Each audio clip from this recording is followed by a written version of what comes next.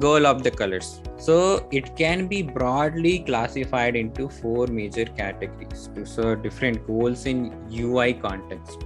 So, and this is where people basically struggle and do mistakes, right? So what they do is, okay, primary color means that something that is important and that I'll be using the most, and secondary color will be something that is not that important for me and I'll use it not more. That is how they classify, and that is why they end up struggling with colors. You should not do it, right? So primary colors are something that sets the mood and tone and identity of your product, and that communicates the identity and helps you draw your attention to important parts of your design. That is your primary color. It is not that is predominantly used in your UI. So for example, if I show you Dropbox, the primary color is blue, used the least.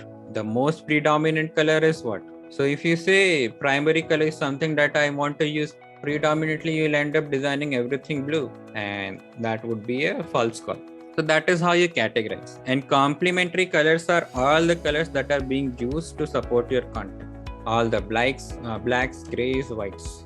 Accent colors are something that you use to distinguish. It can be states or it can be types too, right? So it says like, okay, active, disabled, error, all those things.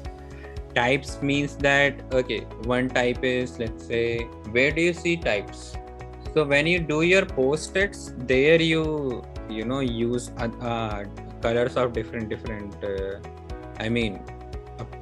what do you say? Those stickies for different colors. You are using it for segregating based on your preference, right? So that is what an accent color can mean for you. Or else, basically, you want to say that, let's say you are shopping in an ice cream shop, right? So there are different types for which you use different colors, and they belong to different colors only, right? So those are types.